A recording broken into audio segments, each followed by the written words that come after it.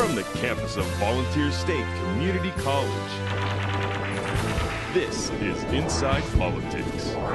Welcome to Inside Politics. I'm Grady Eades. Our fall series of programs introducing you to the candidates for governor in 2010 continues today with our guest, United States Congressman Zach Wamp from Chattanooga, who is seeking the Republican nomination. Congressman Wamp represents the 3rd Congressional District, which includes 11 counties stretching from Chattanooga to the Kentucky state line just west of Knoxville. Welcome, Congressman. Morning, Grady.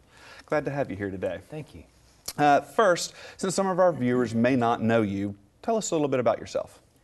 Well, I always kind of start by saying I'm 51 years old. I'm a child of God and a creature of grace. I've been with my wife for 25 years. We have 2 basically grown children. My son just graduated from Tennessee in May, and my daughter's a junior at the University of Tennessee. Real involved in the 80s in Chattanooga, in the business community, the civic affairs, economic development, real chamber activist, probably groomed in the JCs as an early man, but I was real involved in the Republican Party, was chairman of the party, started at the precinct level, done about everything you can do in the party through the years.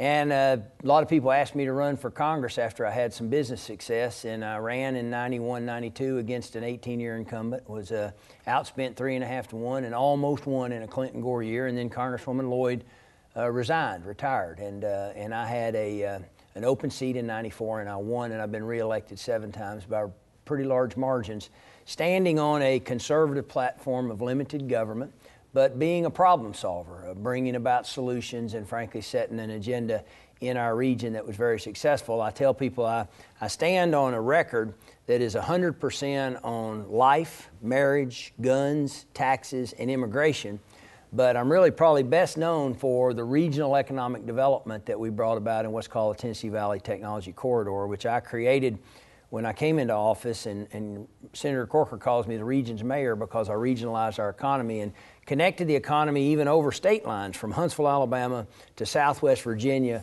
with this technology corridor, which won the Department of Commerce's national award.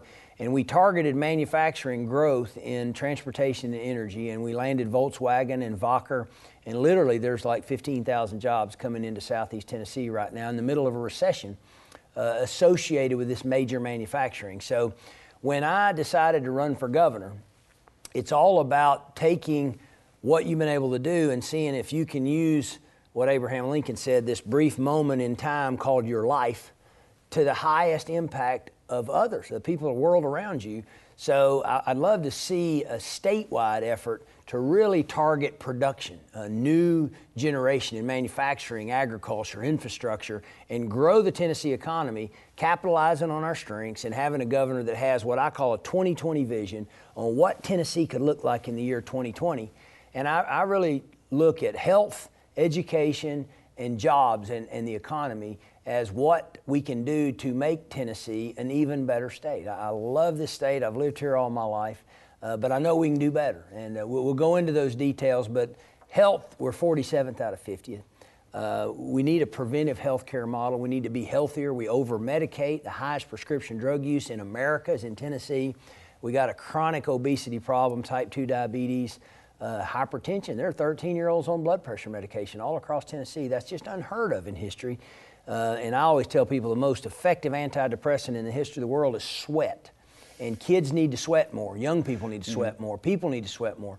We need a state on the move economically, on the move in terms of education, and on the move literally, moving around Tennesseans. And that'll lower our health care costs and allow us to actually manage the growth of TennCare, which has busted the budget in many ways. It's gone from $5 billion to $8 billion in only the last 5 years. That's $3 billion that is coming out of other services because we are not going to expand our taxes. We don't want new taxes, and I will not allow an increase in taxes or, of course, a state income tax. So therefore, we're going to have to try to be more efficient, maybe bring some money in from other sources. Maybe foundations can support education more, and there are people like Senator Frist out there trying to promote that.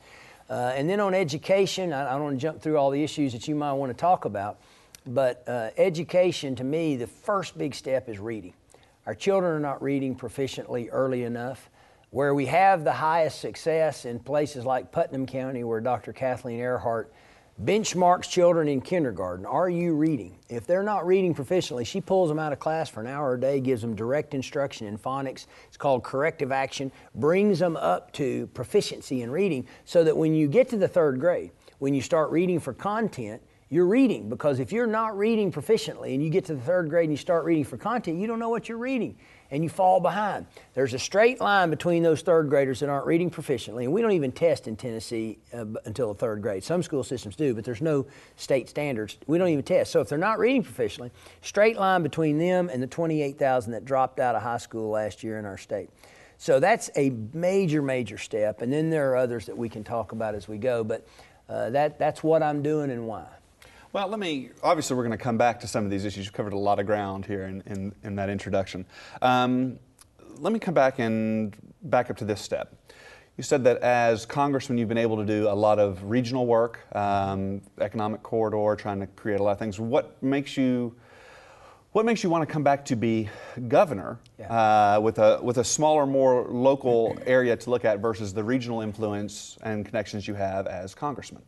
So there's really two things that bring me after 15 years in Congress to come back home and pursue the governorship. And I'm the only candidate on our side that's like all in, like the poker players, they all in, because I do not return to my seat. Other people are running and will replace me.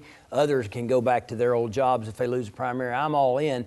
So it was a big step, but two things. Personally, I came home last fall after the election, and Senator Frist had called and said he might not run for governor, and that if I was thinking about it, I'd get ready. Started talking to the family. The kids said they've been around this business their whole life, because 91's when I first started running, and they were like 3 and 5, 2 and 4 then. And they said a lot of people in Washington stay longer than they should, and they don't know it. And we don't want that to happen to you, Dad. We think you're at the top of your game, maximum productivity. So if you want to take a step and run for governor, we're all for it. That decision should be in your heart. But we hope that this is the last term you serve, because we don't want you to stay, beyond the top of the hill. And frankly, I get it. And I looked over at my wife. I said, well, that makes that decision final. Now there's a question, are we going to run for governor? I want to be our governor, because states need to set their own agenda. And every generation, you need a governor to show up with a vision for how to make our state even better. And I have that. I've had it for quite some time, actually, because I've done that in East Tennessee. The highest customer satisfaction in recent polling in the state right now, which is called Right Direction, Wrong Track, is in Southeast Tennessee, where I'm from, where I've worked and labored, and where we've been successful. We do have a real thriving economy and a real good attitude about the future in Southeast Tennessee. And that kind of leadership is needed in Middle and West. But I'll also say states need strong leaders to emerge right now, because the federal government is becoming the nanny state. A massive turn left. The government somehow is expected by the Democrats and the liberals to solve all the problems. We need to claim our own autonomy. And under the 10th Amendment, tough governors need to say, whoa, we're going to meet you at the state line here. We don't want you to run all over us and tell us, here's stimulus money, but you can only take it if you change your unemployment laws to match ours. States are supposed to have some autonomy. The framers called them the living laboratories of democracy. We should be testing the laws based on what we want, whether it's the speed limit or parental consent on abortion or a right to carry permit. Those are things the states can go out here and say, this is what Tennesseans want. Montana and Tennessee might agree or disagree, but we don't want what New Jersey and California has. So stay out of our business. We want to raise our own money, set our own agenda. We want as little interference as we can. Governors need that, because I can't guarantee you today, and I've seen Washington change a lot in 15 years, and neither party has much to brag about. So I'm not going to say this is Republicans, Democrats, but Washington is out of touch today with America. And Tennesseans need leadership to make sure that we are protected and that freedom is protected in our state. So I'm almost called back home to try to make sure that our state stays free and prosperous and maintains our own direction and freedoms. But now the new legislature, too, is the first Republican legislature since Reconstruction. I know, too, from watching this happen and participating, helping this happen, they need a leader. They need an agenda. They need somebody to come in and say, this is how you make Tennessee an even better state. Come along with me. And I think I'm that person. I don't think they need somebody from the legislature to slide over in the governorship, and then it's just an extension of that somebody needs to come in from the outside and say, this is the agenda and this is why. And I'm making that case all across the state right now. I'm traveling, setting the pace in this campaign. Frankly, the tone, I've got that big 30-foot RV all wrapped, and I've been in 33 counties this month, and this is 10 and a half months out. Because I think people want us to come out with them. These people on these Tea Party movements and all, this is because they don't want politicians hiding at 20,000 feet in a corporate jet. They don't want them calling in and screening your calls. They want you out there with them. And I am out there with Tennesseans from one end to the other, and I've never gotten a better response. And you got to be available and accessible, but I'm on the ground with the people of Tennessee. I am a middle-class, red-blooded Tennessee conservative, and that's what we need as our next governor.